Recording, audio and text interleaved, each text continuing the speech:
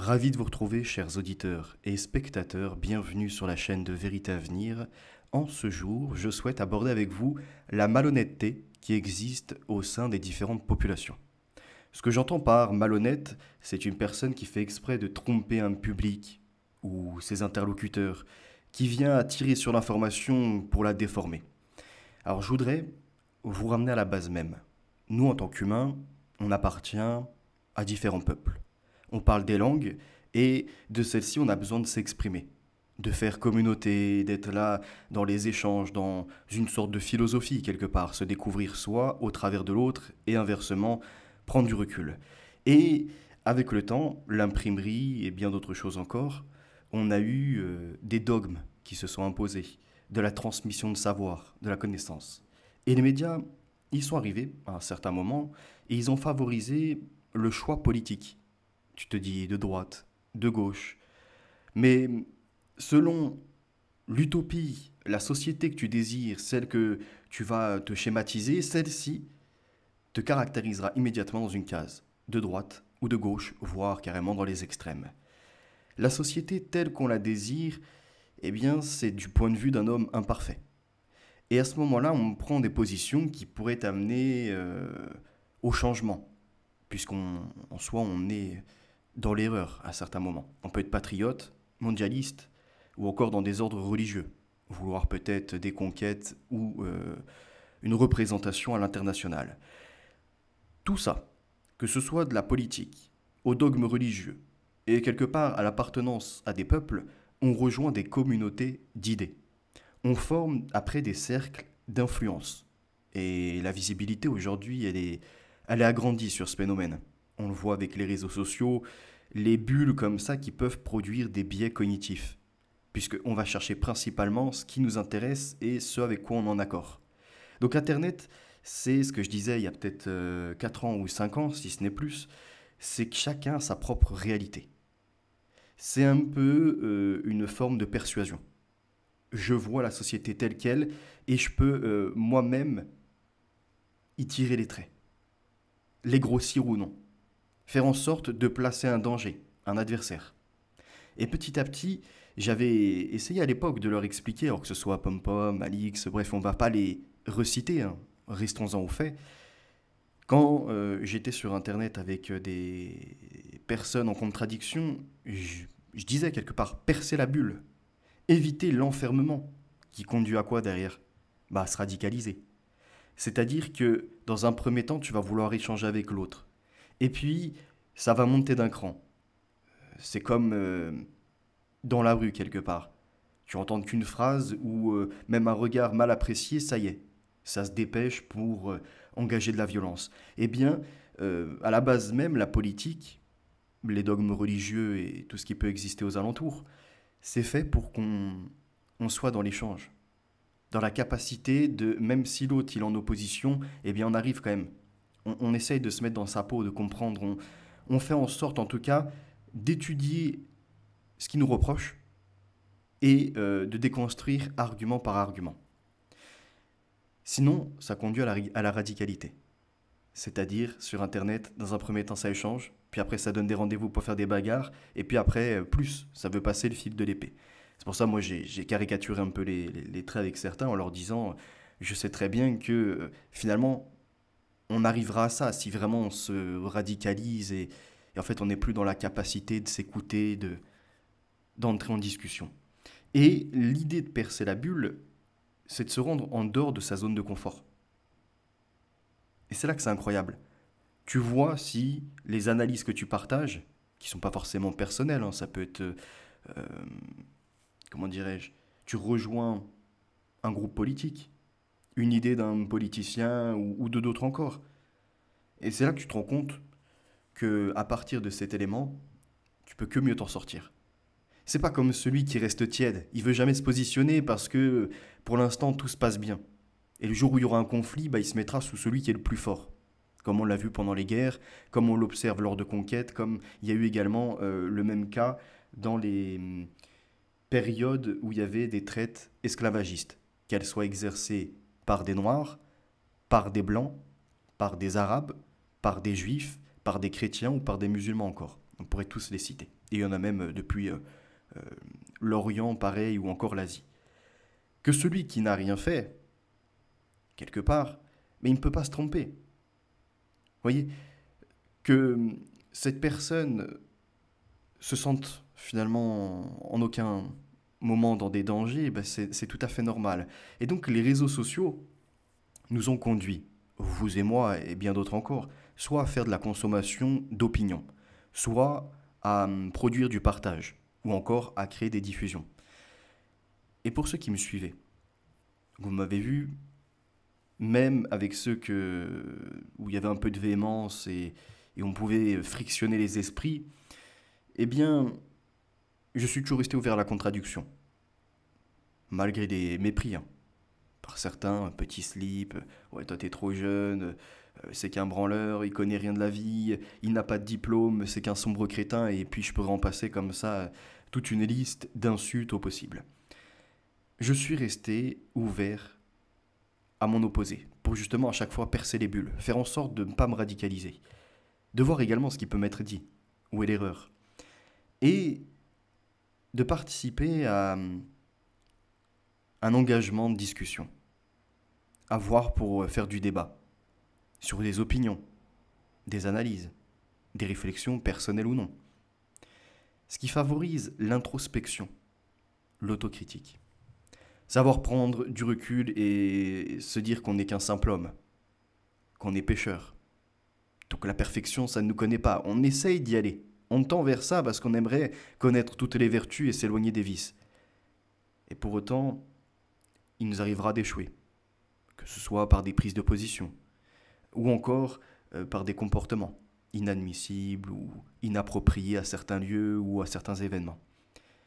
Ça nous conduit toujours.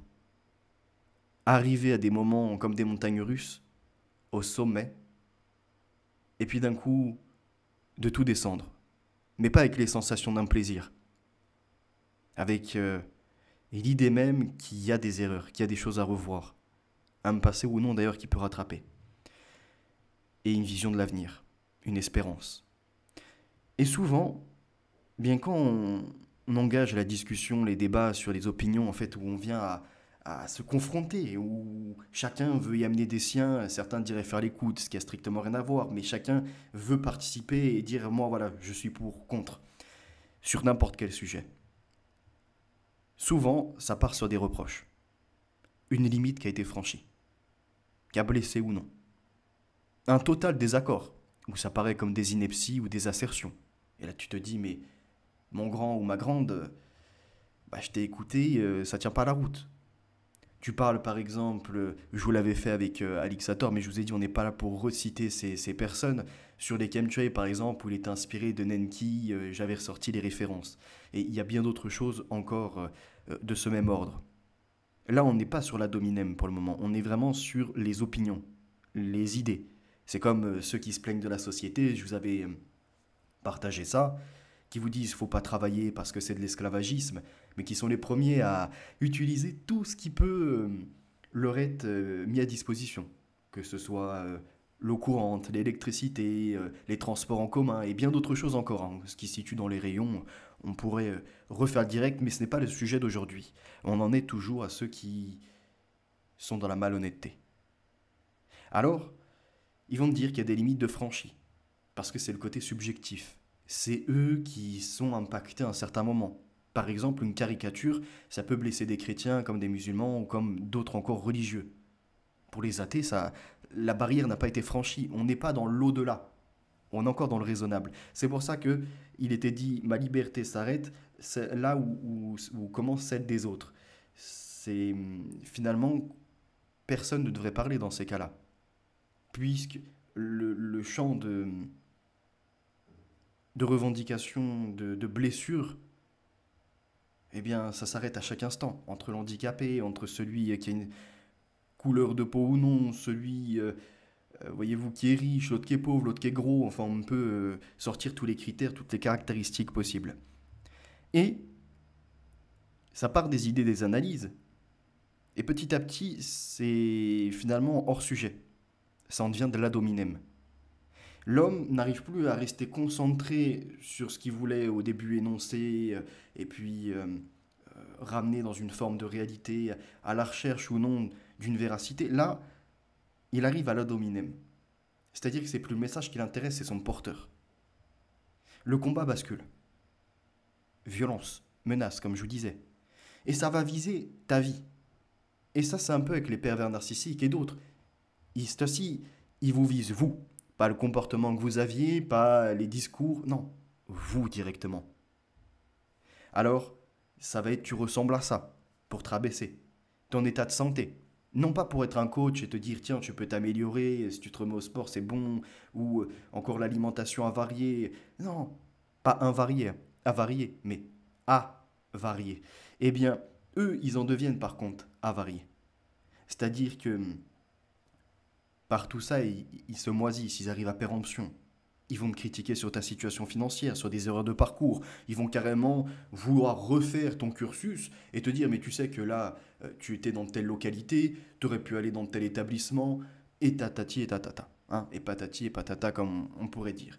C'est quelque part te faire ton pedigree sur ce que pourtant tu surexposes pas. Bah oui, parce qu'ils n'ont pas l'intérêt, quelque part, de critiquer tes positions que tu pourrais apporter. Ça les intéresse plus. Ça y est, ils ont basculé. C'est vraiment toi qui vises. Alors, ils ont une certaine attirance pour la comparaison. Est-ce qu'ils ont besoin de se rassurer? Est-ce que ce sont des personnes qui, quelque part, ont un manque de confiance? Vous voyez, il faudrait peut-être lire Charles Pépin dans ces cas-là, sur la confiance en soi, puisque nous sommes tous humains, il y a tout, à un moment ou un autre des doutes, des questionnements, des incertitudes qui viennent à se préciser. Et si je vous fais tout ça aujourd'hui sur la malhonnêteté, c'est entre autres par rapport à un direct qui a eu lieu hier, où j'ai tenté de monter chez un contradicteur, même s'il m'a insulté, il utilise mon image, bref, il y a pas que seulement de la moquerie, vous voyez, il y a de la méchanceté, il y a une forme d'harcèlement quelque part qui va avec, parce que c'est pas l'idée qui vise, c'est la personne, je vous l'ai dit. Eh bien, quand vous échangez avec eux, ils sont vraiment attirés par la comparaison. C'est, regarde, moi je suis sportif, un mètre tant de... Regarde, moi je suis dans telle situation, je deviens influent. Ils en deviennent carrément obsédés par les chiffres. Ouais, chez toi, il n'y a que 2 personnes, et chez moi, il y en a 10, et chez moi, il y en a 50. Mais c'est bien, mais c'est pas ça qui fait la qualité. C'est cool, plus il y a de monde, en effet, on apprécie, comme on dit, plus on est de fous, plus on rit. Eh bien, moi, il me semble pas que vous m'ayez entendu, même quand il y avait beaucoup de vues, m'exalter en disant oh ouais, regardez, je fais plein de vues et tout, je suis connu. Non, jamais, je suis toujours resté dans l'humilité. Et je l'ai dit, je fais un contenu qui est une personne, 10, 1000 ou plus, eh bien tant mieux, c'est partagé. Mais mon objectif, c'est aussi d'évoluer, de me réécouter, de, voyez, échanger, pourquoi pas avec vous, au travers des commentaires, de ce que vous pouvez m'apporter, des références que vous viendrez à mettre dans les interstices, dans les petits espaces possibles. L'échange devient à ce moment-là inerte. C'est plus une chose vivante où on a un peu comme du biologique, c'est en mouvement, non, là ça en devient que dans un sens, un monologue. Et face à ça, du coup, tu peux plus répondre, sinon tu repars toi-même dans cette même pratique. Alors ça va partir comme ça, hein. Je vous donne un exemple. Il vient à vous critiquer sur un sujet, mais ça peut être dans la réalité pareil. C'est-à-dire que vous, dans ce que vous pouvez vivre, soit avec des connaissances, de la famille ou même au travail, ça va vous viser, l'échange devient inerte, et à un moment où vous parlez d'un sujet d'actualité, et puis tu as ton opinion, tu tentes d'en offrir la précision, il va se passer quoi? Ben, il va te dire, non mais tu vas pas m'expliquer. Non mais moi je sais. Non mais attends, tu me prends pour qui? Et là il va te couper. Vous voyez, c'est moi qui vais te l'apprendre. C'est ce besoin, encore une fois, vous voyez, ce complexe, cette pathologie. Il ne peut pas accepter que l'autre puisse comprendre autant que lui. En l'occurrence, moi, il ne me semble pas m'être mis au-dessus en disant j'ai la science infuse et ce que je vous partage, ça c'est que moi. Vous ne trouverez jamais ailleurs, c'est vérité à venir, c'est signé, je dépose copyright. Non, jamais. Je vous ai toujours montré les différentes sources, que ce soit depuis les journaux ou encore des livres, et puis bien d'autres sujets qui m'ont accompagné, vous voyez, des supports. Alors, c'est là où tu vois qu'ils sont dans un complexe, comme s'ils n'avaient pas trouvé leur place. Leur seul moyen de se rassurer, eh bien, c'est de se dire que ils vont te couper avant que tu puisses développer. Comme ça, c'est eux qui vont reprendre le pas et qui vont expliquer la chose. À partir de là, ça leur permet de se rassurer, de se dire moi j'ai un diplôme, donc je suis au-dessus de lui, je peux mieux expliquer. Et là, à la différence de la critique, tu les vois tomber dans la haine. C'est l'emportement. Ça devient limite un jeu, assez malsain d'ailleurs, où il faut rajouter toujours un peu plus de piment, faut que ça brûle, là il faut que ça se tue, il faut ça y est, mettre l'autre en sueur entre guillemets. Et ça tombe non pas dans un côté où allez je vais prendre tes propos et je vais montrer ta dichotomie quoi. Tu t'as dit des choses et ton comportement était autre. Ou encore, je vais prendre tes propos d'une vidéo et puis j'attends 2 3 semaines, t'en ressors une et tu te contredis. Ça, c'est avec ta parole. Donc tu joues comme ça pour montrer que là, non, toi-même, tu t'annihiles quelque part. Tu te démens. Mais là, l'objectif n'est pas ici. Quand il passe de cette critique, où tu peux exposer différents comment dirais-je, discours, des prises de parole, et la personne, elle se contredit, donc tu lui montres qu'il n'y a pas vraiment de colonne vertébrale, ça c'est normal, c'est entendable, ce sont quelque part déjà des idées de débat. Or, là quand ça bascule dans la rage, c'est plutôt l'idée de te déstabiliser, la malhonnêteté. Par exemple, ça va te dire, allez, je t'invite, tu peux monter chez moi, après t'avoir critiqué à maintes et maintes reprises. Et l'objectif, ça va être de te faire perdre ton calme, te pousser dans des retranchements et évincer ta possibilité, quelque part, d'éclaircir ta vision. Un exemple, tu as parlé, moi par exemple, des camps du travail, donc pour les criminels, pour les délinquants, et avec différentes formules qui pourraient exister. Ça m'a été reproché et ça a été détourné en tu veux mettre que les Africains dedans, ce qui est un mensonge. Tu veux après mettre les Africains à la mer, ce qui est à nouveau également une distorsion de ce que j'ai pu dire. Mais ça, c'est pour te pousser, en fait, à perdre ton calme, à te faire perdre des moyens. Comme ça, en même temps, il te coupe, et puis il renvoie un autre sujet, et puis un autre sujet. Comme ça, tu as un bug de rangement, un bug de... Pas de rangement, mais comment je pourrais dire ça? Tu vois, tes arguments, tu peux plus les assembler, et il y a trop de tiroirs ouverts. Tu n'as pas le temps de prendre toutes les affaires en main. Tu perds ton langage. Et quand tu tentes de répondre à des calomnies, des diffamations ou même des, euh, des petits trafics, si je peux dire ça comme ça, de la malhonnêteté, quoi. Ton information, ce que tu as dit, c'est passé par un téléphone d'un autre et d'un autre. Enfin, je vais pas dire le mot, sinon ça va pleurer. Donc d'un téléphone d'un autre à un autre. Et c'est là où, quand tu commences à t'exprimer, ils vont dire non, mais on sait, abrège, plus vite. Ils tentent comme ça de te sectionner. Tac, tac, tac, tac, tac, tac. Ils passent. Ils sont dans la moquerie. Ils sont dans le mensonge. Ils y ajoutent de la tromperie. Et toi, tu réponds. T'es là, ils les enchaînent. Plein d'assertions, plein de moqueries. Donc tu tentes, non, non, mais attends, je peux parler. Et il continue. Il en rajoute un autre et un autre. Ce qui veut dire que le public qui passe, bah lui, c'est agaçant. Il va peut-être rester que sur la partie de l'autre qui enchaîne. Oui. Il enchaîne tous ses mensonges, toutes ses moqueries. T'as pas le temps de répondre. Il te coupe. On sait, abrège. Ça en devient du coup inaudible. C'est c'est même pas en soi de la dialectique, ça. Ça, c'est de l'ordre, même pas rhétorique non plus. C'est vraiment de l'ordre pervers. Un objectif quelque part d'un pervers narcissique qui se poursuit, hein. Il manipule tes propos. Il fait des approximations de ce que t'as dit. Ouais, t'as dit à peu près ça, enfin, je sais plus, et puis il reformule. Il déforme, comme je l'ai dit. Ou il vient carrément inventer des choses, des propos pour l'émotionnel. Comme ça, il vous fait passer pour le pire des salauds. Ah, sale raciste. Ah, lui, c'est un facho. Ah, lui, c'est un islamophobe. Ah, lui, ça. T'as pas le temps de répondre. Que déjà, t'es couvert quelque part d'injures, d'humiliation.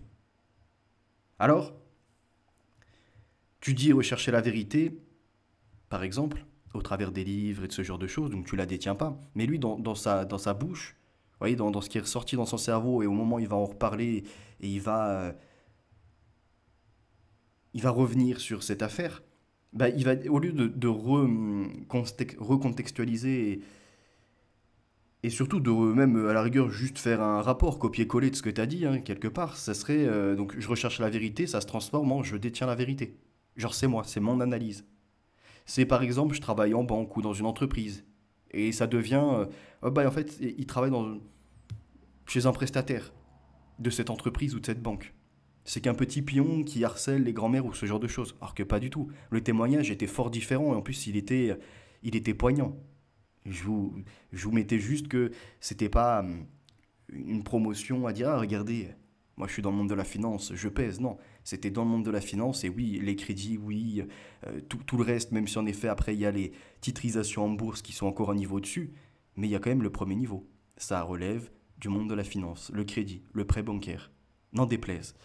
Et à ce moment-là, eh bien, j'étais scandalisé par plusieurs affaires, notamment cette grand-mère qui avait du mal à finir les fins de mois.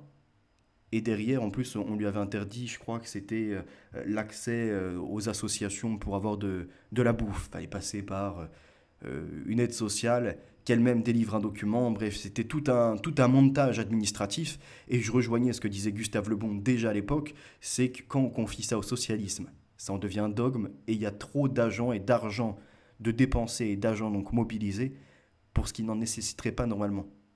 Donc des ressources qu'on pourrait remettre aux plus nécessiteux, entre autres.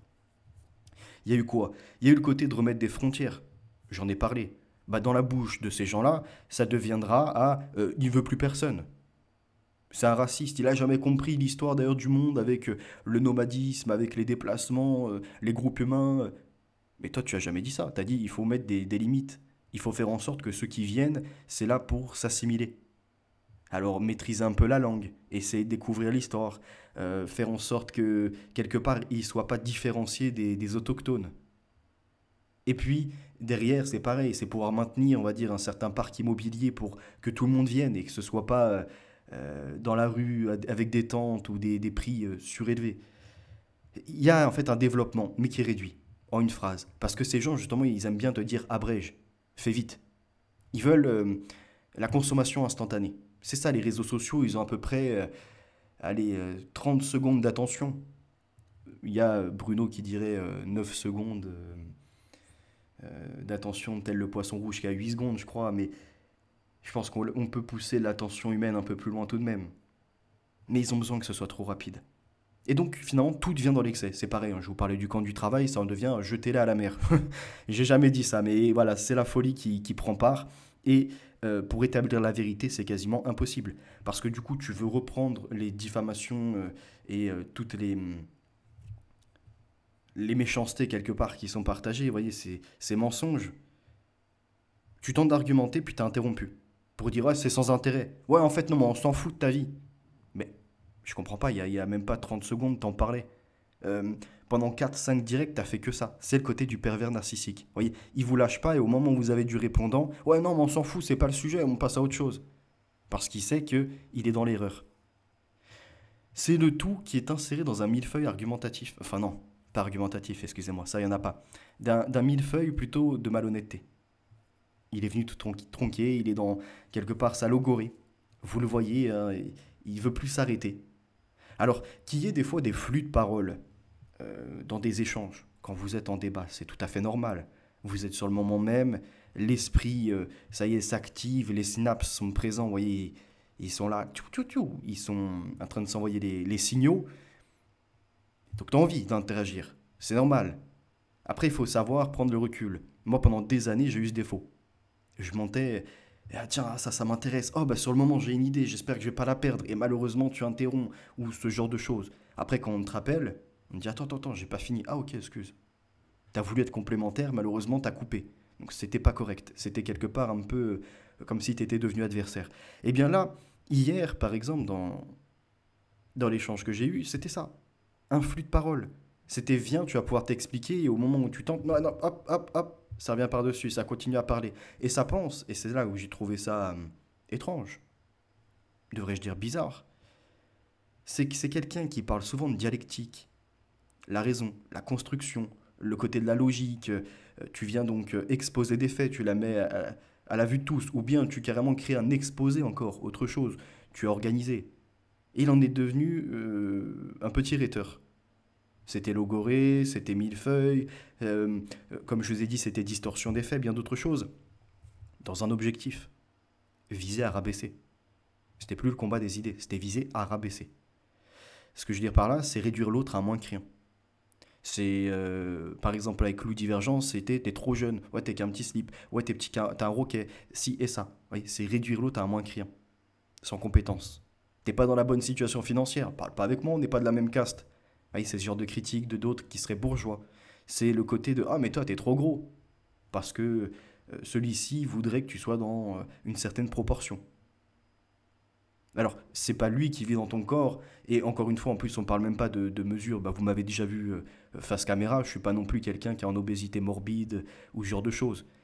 Il y a pratique de sport, peut-être une alimentation à varier, entre guillemets, éviter tout ce qui est voilà, fromage, saumon, bref, vous voyez, c'est le genre de choses qui sont caloriques. Mais ça, après, c'est encore une fois chacun qui vit comme il se perçoit. Moi, je ne suis pas dans une dysmorphophobie. Vous voyez, à me regarder dans le miroir, à me dire, oh, je devrais passer à la chirurgie parce que ça respecte pas les normes classiques. Non, je suis comme je suis. Il y a aussi des limites à avoir parce que c'est pas de dire, comme aujourd'hui, c'est devenu un phénomène de mode, ah super, t'es grosse ou t'es gros, fais-toi plaisir, c'est ça la vie. Non, ça crée des problèmes de santé, diabète et d'autres, des cancers et bien d'autres choses encore. C'est pas l'objectif. Maintenant, il n'y a pas non plus la norme, c'est quoi, hyper maigre, non? Il faudrait que tous qu'on soit bodybuildé parce que il faut prendre des protes et tu vois, il faut être comme sur les têtes d'affiche. C'est pas l'objectif. En tout cas, ce n'est pas le mien. Que je me remette en forme, ça c'est autre chose. Et de toute façon, je suis toujours resté dans de bonnes conditions tout de même. J'ai jamais été dans un état déplorable. Voilà. Mais eux, ils ont besoin de se mettre à ta place. Ce que je vous disais, c'est le côté de la comparaison. Ils ont besoin de se rassurer comme s'ils étaient mieux que toi. Ils peuvent pas se comparer à mieux qu'eux, ça c'est impossible. Dans leur perception, c'est niette. C'est pour ça que, par exemple, ils se prendront pour des experts de la raison, de l'échange, dans la maîtrise quelque part du verbe et de tout ce que ça entraîne derrière. Mais lorsqu'ils devraient se confronter à ce qu'ils appellent les plus performants, ils n'y vont jamais. Posez-vous la question de pourquoi. Alors, pareil, hein, ils vont te dire, ouais, t'exerces un métier sans diplôme, t'aurais pu passer tel diplôme. Vous les observez. C'est comme ça qu'ils fonctionnent. Et puis ils y ajoutent, bien évidemment, le lot d'injures. Ouais, ça le débile. Ouais, pauvre idiot. Ah, le guignol. Et ça n'a pas lieu d'être, mais c'est ajouter de l'épice à ce plat qui est malheureusement déjà dépassé en date, dégueulasse, qui est d'un autre temps, quelque part, à la rigueur, quand t'es gamin, on connaît la méchanceté gratuite des mômes, entre eux. Mais quand t'arrives à 40 ans, 45 ans, c'est quoi ton intérêt de regarder quelqu'un de plus jeune et lui dire ah mais toi t'es un sale roux, ah mais toi t'es un gros, ah mais toi t'es un moins que rien, ouais pauvre débile. Ça ajoute quoi en plus-value dans le discours de ce qui devrait être de l'ordre de l'action, de ce qu'il souhaite prouver. Oui, c'est encore une fois, c'est ce problème-là.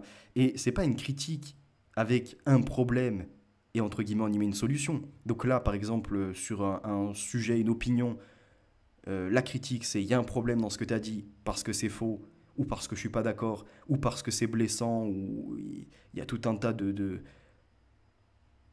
critères possibles. Non. Ou encore, par exemple, imaginons, même ça serait une critique qu'on peut entendre, acceptable. Ou ouais, ta condition physique, toi en plus qui te prend pour un coach, toi qui dis qu'il y a moyen de se reprendre en main, mais tu fais quoi en fait? Ça correspond pas avec ce que tu dis. Et donc, je te conseille d'aller là ou de manger comme ça. Là, à la rigueur, on serait dans j'évoque un problème, t'es en dichotomie, t'es pas en bonne forme, ce genre de choses, il y a la solution.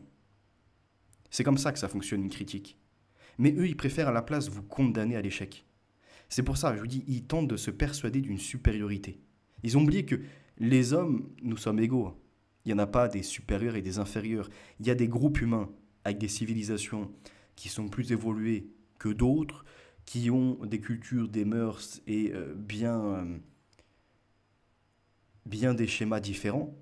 Ça ne veut pas dire qu'ils sont au-dessus ou en dessous, mais ils sont différents. On aime bien en général quand ils restent homogènes entre eux, vous voyez, pas quand ils viennent se mélanger. Eh bien, eux, ils veulent te dire donc que tu... Enfin, ils ont besoin de se rassurer d'une supériorité, alors que juste avant, ils te critiquaient. En te disant, par exemple, moi ça a été le cas, hein, la personne qui hier était dans l'invective, ça relevait de l'ordre de... ouais, mais de toute façon, ce que tu dis, Soral, il l'a déjà dit. Ouais, mais là, tu vois, là, ça vient de F de souche. Ouais, mais là, c'est pas de toi, en fait. Non, mais là, tu vois, c'est un plagiat. Non, mais là, tu rejoins les idées de lui. Ok, bah oui, en fait, pourquoi pas. Alors, sur Soral, un peu moins, parce que j'ai jamais suivi, mais sur d'autres, ok. Mais, je veux dire, je vous les ai mis, les références, donc c'est normal que tu me les cites. C'est quoi le problème? Mais j'ai jamais dit que ça, c'était ma découverte, que j'étais dans une thèse et que ça y est, j'avais trouvé quelque chose. Non, je vous les mets face à vous. C'est à nouveau, encore une fois, une question de malhonnêteté. Et ça arrive à la fin, puisqu'il te reproche une supériorité, soi-disant que tu aurais évoqué ou que tu aurais mis au devant de la scène, alors que ça finit justement sur lui.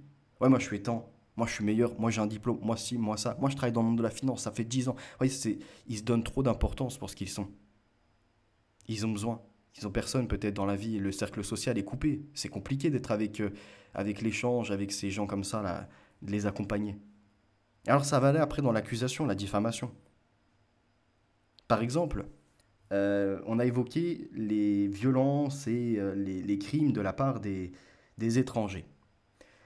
Alors, en désaccord sur ce que peut faire, je ne sais plus comment il s'appelle, mais celui sur Twitter qui vous fait des graphes avec l'idée derrière de, par exemple, telle origine est 16 fois plus représentée. Donc ils font ça par proportionnalité. Au passage, quand on dit 16 fois plus, ça ne peut pas être de l'ordre de 16% ni de 160%. Quand tu es déjà à deux fois plus, tu es à 200%. Quand tu as une fois plus, tu es déjà à 100%. Donc 16 fois plus, ça donne 1600%. Pour quelqu'un qui dit avoir fait des études et qui voulait me donner des leçons, bon, je ne sais pas. Les erreurs peuvent arriver aussi, puis le coup de la fatigue peut-être. Mais en revanche, quand on aborde les délinquances et qu'on ne s'éparpille pas en Angleterre ou en Amérique et qu'on se concentre sur la France, que l'on voit pour les coups et blessures volontaires des dizaines de milliers de personnes issues de l'Afrique. C'est-à-dire que dans les statistiques, elles sont interdites en France sur l'ethnie. En revanche, ceux qui sont par contre étrangers, donc qui n'ont pas le document français, la pièce d'identité, là, eh bien, ils sont catégorisés d'étrangers, puisqu'ils n'ont pas lieu de résider sur notre sol toute leur vie, et on peut voir à quelle fréquence, à quelle hauteur ils sont représentés dans les crimes, les délinquances, les agressions. Et coups et blessures volontaires, on en a plus de 10 000, 15 000 affaires par an, seulement de ces Africains étrangers. Donc maintenant, si on y ajoutait des stats ethniques, on atterrirait à combien d'affaires? 50 000? 60 000? Je ne sais pas, je pose la question. Et même si pour l'instant on ne fait pas les stats et qu'on en reste à la donnée disponible, est-ce que 10 000 ou plus 15 000 agressions par an, ça peut être des jeunes, des grands-mères, des familles, il y a un non-sujet là-dessus? On ne doit pas le traiter parce que bah, on évoquerait la communauté africaine ou les communautés maghrébines et noires. Et donc ça poserait un problème parce qu'on stigmatise. Pourtant, il y a bien un phénomène. Ok, parce qu'on devrait remonter du coup à ceux qui les font venir ici qu'en profitent. Mais on peut le faire. Faisons les deux ensemble. Soyons complémentaires. Laisse-moi exposer ça et toi, viens remonter au-dessus, puisqu'apparemment tu as des connaissances. Là, tu veux pas en fait. Parce qu'il faudrait que je fasse ce travail et que je laisse de côté, on va dire, ce qui est au premier niveau. Il ne faut pas en parler. Et c'est comme ça pour bien d'autres choses. Alors, quand tu arrives sur ça, ben, il va dire, moi je suis en accord. La constatation, ben, on la partage. Qui serait pour, en effet, ces personnes qui nuisent à tout le monde, qui agressent également des fois ceux de leur communauté en plus? Parce qu'ils n'hésitent pas, hein. Et oui, il y a des Français issus du Maghreb, issus de l'Afrique noire, qui sont très bien intégrés, qui sont de bonnes familles, je l'ai déjà dit à plusieurs reprises, dont certains avec qui j'ai pu échanger, ne serait-ce que Modé à l'époque, par exemple, si on parle sur Internet. Et bien d'autres dans le réel. Je le reproche rien, ça. Même, je crois, ouais, ouais, mon ami, etc., qui passait à une époque. Bah, c'est pareil. On était en désaccord, mais c'est pas pour autant que lui, je le mettais dans le lot. Et toi, pareillement. Je te citerai pas, par contre. Aucune publicité. Et tu sais, t'écoutes. Et tu comprends. Tu l'as très bien vu. Tu as même parlé à un moment de la colère des Français, du ras-le-bol de tout ce bordel, de ces zones de non-droit. Mais au moment où on propose des solutions drastiques, comme par exemple mettre des camps du travail, là, c'est bizarre. Les discours, ils changent. Ouais, non. Hein. Et c'est comme ceux qui, justement, sont issus des quartiers et qu'aujourd'hui, on appelle enfin, les Africains occidentalisés. Genre, c'est l'Occident qui les aurait pourris, alors que pas du tout. Puisque les Occidentaux même, il y en a certains qui font des crimes et des délits, mais c'est minoritaire. Nous, quand on va dans leur pays, on se comporte majoritairement bien.